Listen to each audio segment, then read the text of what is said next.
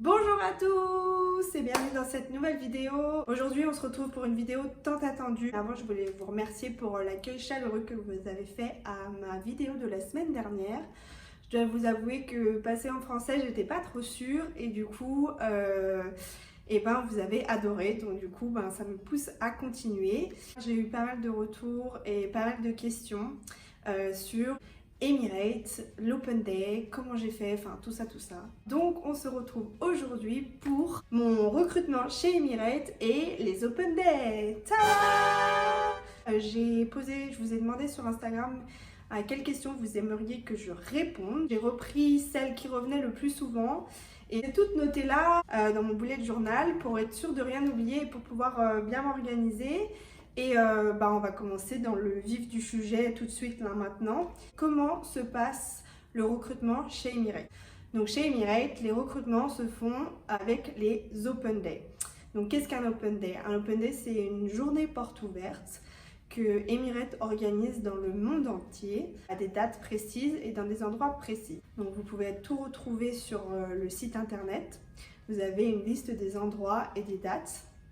Alors aujourd'hui, petite parenthèse, étant donné qu'on est en confinement, ça se passe complètement différemment. Donc je ne peux pas vous en parler parce que j'en ai pas fait l'expérience. Donc je vais juste vous parler de comment moi j'ai vécu la chose et comment ça se passait quand moi j'ai été recrutée. Et je pense que c'est comme ça que ça va se repasser par la suite. Donc du coup, les Open Day, revenons au sujet, donc à des lieux précis, sur des dates précises. Donc c'est une journée porte ouverte sur laquelle vous vous présentez à l'heure, muni de votre CV en anglais avec une photo, en tenue professionnelle, maquillé professionnellement. Sur ce sujet-là, vous avez aussi toute une partie sur le site internet que je viens de vous donner où c'est expliqué sur ce qu'on attend de votre présentation physique. C'est très bien expliqué, donc si vous ne voulez pas faire de faux pas, je vous invite à lire ce qui est écrit. Je vais vous expliquer comment se déroule cette journée. Donc tout d'abord, on vous accueille dans une salle. Vous êtes assis sur des rangées. Et la première étape, c'est le CV drop. Donc le CV drop, c'est un par un. Vous allez vous présenter auprès du recruteur ou de la recruteuse et déposer votre CV. Donc c'est là où vous faites votre première impression. C'est important de la soigner, mais c'est important de ne pas vous mettre trop la pression non plus. Et on va vous attribuer un numéro. C'est possible que la recruteuse vous pose une question très simple. Qu'est-ce que tu fais en ce moment dans la vie? Pourquoi tu veux rejoindre Emirates? Juste pour, on va dire, briser la glace.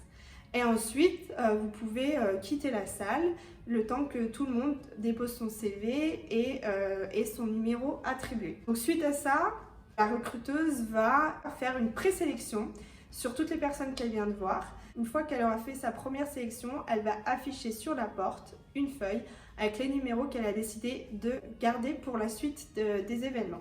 Du coup, étape suivante, First Group Assessment. Donc, première activité en groupe. Donc, vous allez être dans la salle, divisé par petits groupes, avec une petite activité à faire ensemble, pendant laquelle vous allez être bien sûr observé. Suite à cet exercice, elle vous invite à nouveau à attendre à l'extérieur de la salle. Cette fois encore, elle va afficher une feuille sur la porte de la salle avec les numéros qu'elle décide de garder. Donc si vous voyez votre numéro dessus, vous êtes accepté pour la troisième étape, qui est le deuxième group assessment, un deuxième exercice de groupe. Donc cette fois, ce sera un exercice en plus grand groupe avec un exercice commun où vous avez une problématique sur laquelle il faut que vous trouviez un accord ensemble. Ensuite, encore une fois, elle vous demande de quitter la salle pour qu'elle fasse sa décision finale sur les numéros qu'elle décide de garder pour les étapes suivantes. Donc vous quittez la salle, vous attendez. En général, c'est assez long d'attendre les résultats, surtout qu'on est assez stressé, on veut savoir et tout, mais il faut prendre son mal en patience, ça viendra. Donc du coup, on attend. Et ensuite, elle raffiche sur la porte son papier avec les numéros sélectionnés. Si vous voyez votre numéro, félicitations, vous avez passé les 3 étapes les plus importantes de la journée, puisqu'à chaque étape, vous pouvez être éliminé et vous êtes invité à réentrer dans la salle. Cette fois-ci, plus pour un autre exercice de groupe, mais pour qu'elle vous donne des documents à remplir pour confirmer vos informations personnelles et elle va vous expliquer la suite des événements. Vous allez avoir un test psychométrique et un petit test d'anglais à faire sur l'ordinateur à la maison, votre candidature à remplir en ligne, des photos professionnelles à faire si ce n'est pas déjà fait pour mettre dans votre dossier. Donc je vous conseille de trouver un bon professionnel et de faire des photos impeccables suivant les attentes. Vous allez avoir de toute façon un document avec ce qu'on attend de vous sur les photos, donc respectez bien ça. Et la recruteuse, le ou la recruteuse va vous donner votre date et heure pour votre interview finale qui se fera par vidéo call de chez vous, donc avec votre ordinateur. Donc une fois que vous avez fait tout ça, la journée porte ouverte, les photos, la candidature, l'interview finale, et ben c'est là où vous devez attendre pour savoir si oui ou non vous allez être accepté. Donc si vous n'êtes pas accepté, vous allez recevoir un email pour vous dire que malheureusement ce n'est pas pour cette fois. Et si vous êtes accepté, vous allez recevoir l'appel qu'on appelle le Golden Call, et suite auquel vous allez sauter de partout parce que vous êtes trop content. Donc voilà comment se passe le recrutement chez Emerit. Donc après vous avoir présenté rapidement comment se passe une journée porte ouverte, je vais répondre à vos questions avec la première qui est comment se passent les activités de groupe. Comme je vous ai dit, il y en a deux. Le premier se fait en petits groupes, donc vous allez être mis ensemble dans la salle et divisé par groupe de 2 à 3 et on va vous distribuer une carte avec un sujet de discussion, une question, un objet à présenter et vous allez devoir suivre les consignes et vous allez discuter du coup en petits groupes sur le sujet qui est sur la carte et suite à ça vous allez devoir présenter au reste du groupe ce que vous avez discuté ensemble. Deuxième activité de groupe, vous êtes cette fois-ci plus en petit mais en plus grand groupe, donc ça va de 6, 7, 8, 9, 10. Vous êtes 10, on va dire, et vous avez pareil, donc cette fois on vous redonne une carte avec un sujet et une problématique dessus sur laquelle il va falloir que vous tombiez d'accord. Donc par exemple, vous avez une question avec 6 réponses possibles et vous allez tous devoir vous tomber d'accord sur la réponse que vous choisissez, à savoir que la réponse en elle-même n'est pas le plus important, c'est la manière dont vous interagissez ensemble. Donc là, vous allez avoir 10-15 minutes pour discuter tous ensemble et à la fin de ce temps imparti, la recruteuse va demander à l'un d'entre vous de présenter la réponse finale et c'est possible qu'elle demande à d'autres de rajouter leur avis ou de poser des questions différentes pour approfondir le sujet. Donc c'est comme ça que se passent les deux petites activités en groupe. Ensuite, j'ai deux questions que je vais rejoindre ensemble parce que ce sera plus simple. Peux-tu nous raconter ton Open Day? Qu'est-ce qui t'a permis de te démarquer et quels sont tes conseils? Alors, mon Open Day, je vous l'ai raconté brièvement avec la description. Ça s'est passé exactement comme je vous l'ai décrit, l'une étape après l'autre.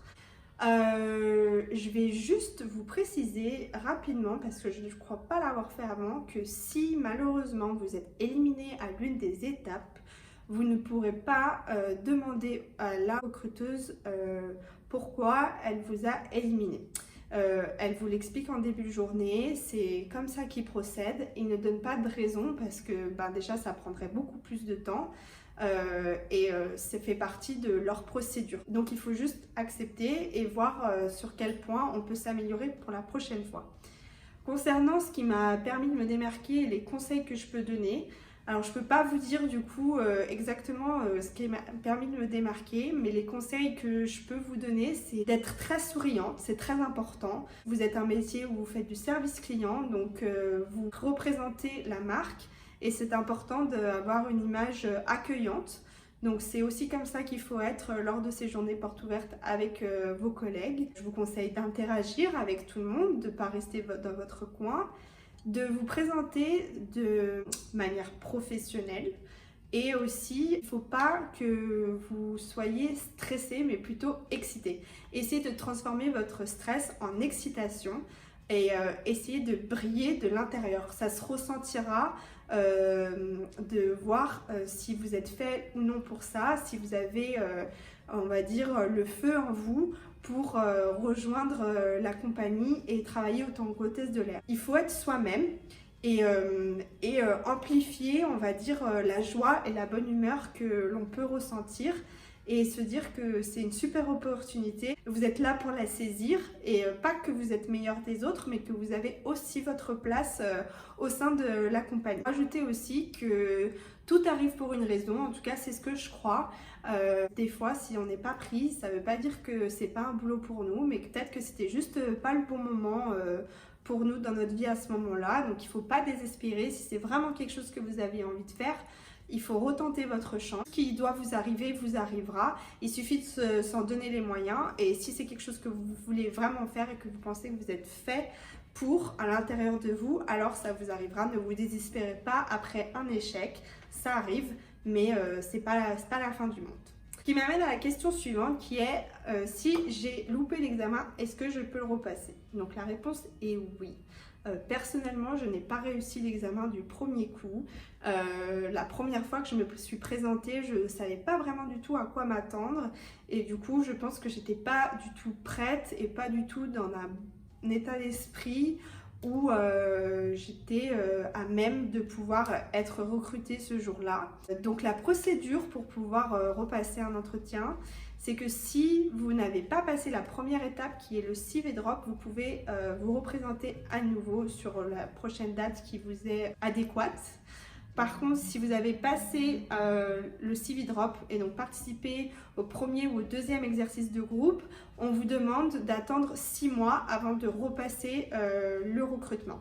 Donc 6 mois sur lesquels il sera bon pour vous de réfléchir sur les points sur lesquels vous pouvez vous améliorer et vous représenter du coup avec un nouvel état d'esprit. Du coup, moi après mon échec, j'ai été prise chez moi dans ma ville à Lyon. Parce qu'on m'a posé la question, c'est pour ça que je précise. Une question pour rester dans la continuité des étapes du recrutement, c'est concernant la finale interview, enfin l'interview finale. Est-ce qu'il faut expliquer ou répondre brièvement? Et donc l'interview finale qui, comme je vous l'ai dit, va se passer par vidéoconférence, enfin vidéo call, va durer entre, on va dire, 20 minutes et 1 heure maximum environ.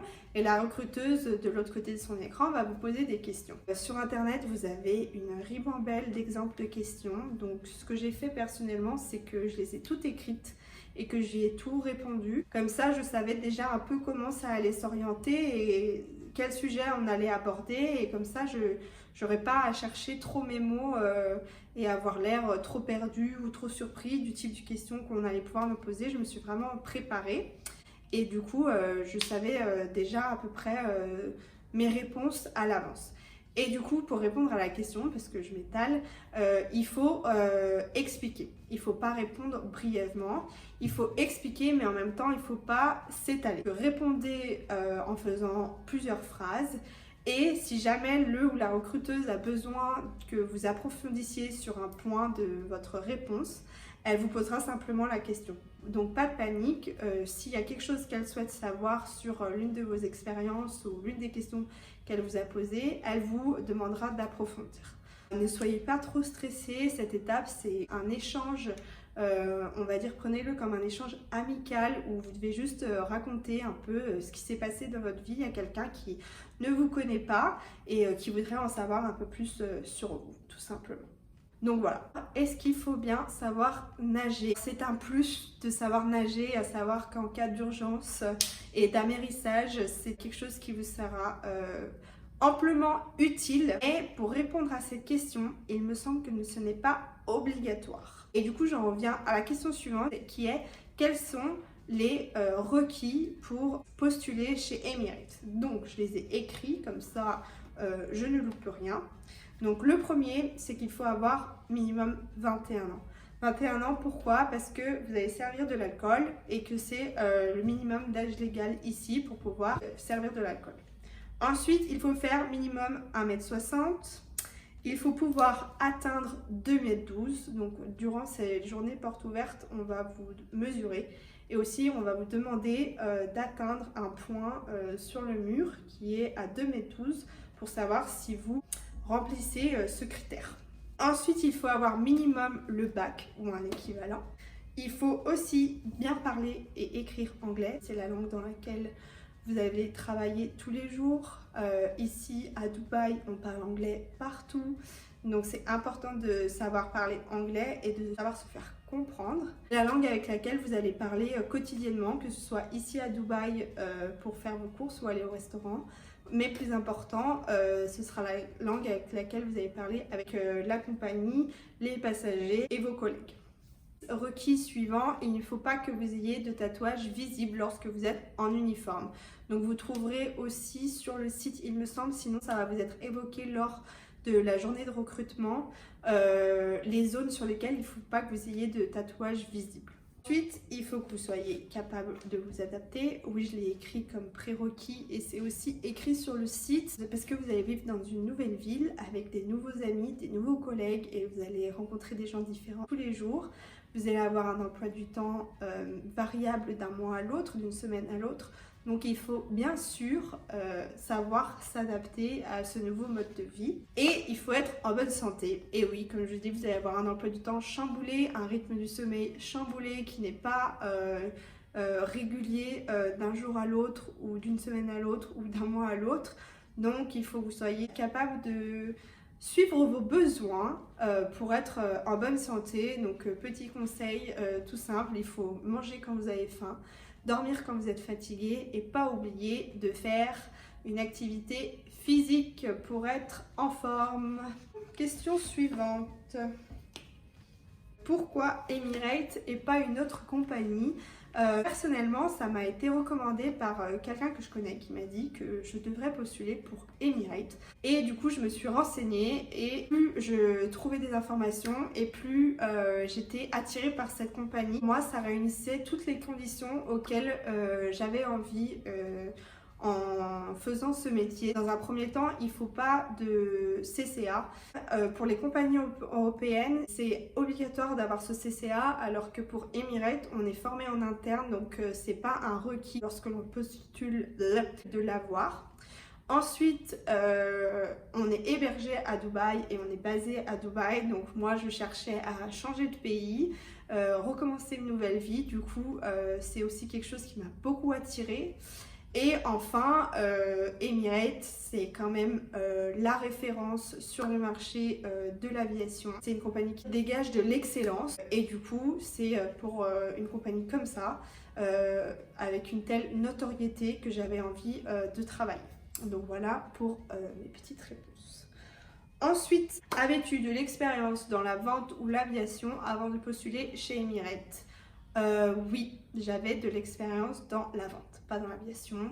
En petit boulot d'été, j'ai fait vendeuse à plusieurs reprises, donc j'avais de l'expérience dans ce domaine. C'est pas un prérequis, c'est un plus forcément si vous avez fait de la vente ou du customer service, du service client, parce que c'est quelque chose auquel vous allez faire face dans votre métier quotidien. Donc si vous savez déjà un peu à quoi vous attendre, forcément c'est un avantage.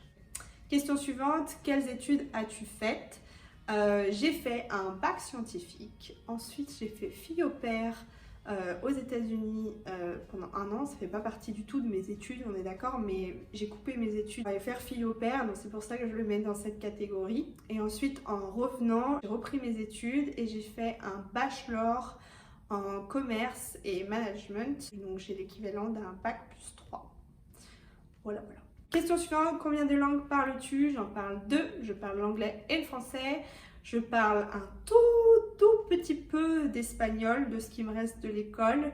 Je commence à avoir des notions d'italien parce que j'ai beaucoup de copines ici qui sont italiennes, donc quand elles parlent ensemble, j'arrive à capter un peu des mots.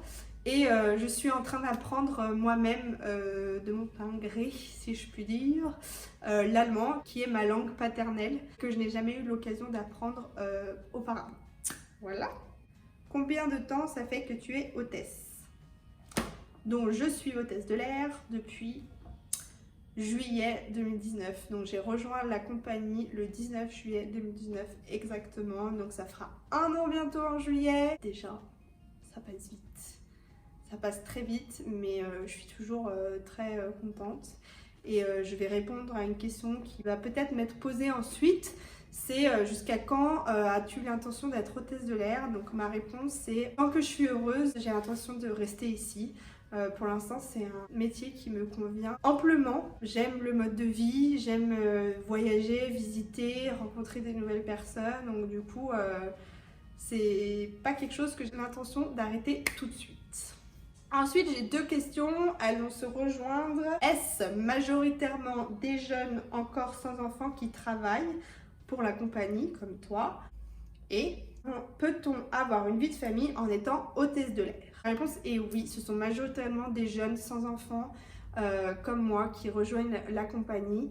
Mais la réponse à l'autre question est aussi oui, on peut être hôtesse de l'air et avoir une vie de famille. J'en connais qui ont rejoint la compagnie en ayant une famille déjà construite dans leur pays d'origine, d'autres qui ont construit leur famille ici à Dubaï, d'autres qui ont fait venir leur famille de leur pays d'origine à Dubaï. Tout est possible. La réponse c'est tant qu'on s'en donne les moyens et qu'on est heureux dans son fait, c'est possible. Donc oui, il n'y a pas de barrière à ce niveau-là. Et voilà, c'est tout pour cette vidéo. J'ai répondu à toutes les questions qui m'ont été posées. J'espère que j'en ai oublié aucune. Si vous en avez d'autres, n'hésitez pas à les poser dans les commentaires. Comme ça, je ferai peut-être une partie 2 sur ce sujet. J'espère que j'ai été assez claire et que j'ai pas parlé trop vite parce que j'ai l'impression que j'ai débité comme pas possible. Donc vous allez quand même me comprendre. En attendant, je vous invite à me retrouver sur Instagram. Je poste quotidiennement dans mes stories et je vous souhaite une super fin de journée, de soirée, de matinée, peu importe à l'heure à laquelle vous regardez cette vidéo. Et je vous dis à très bientôt.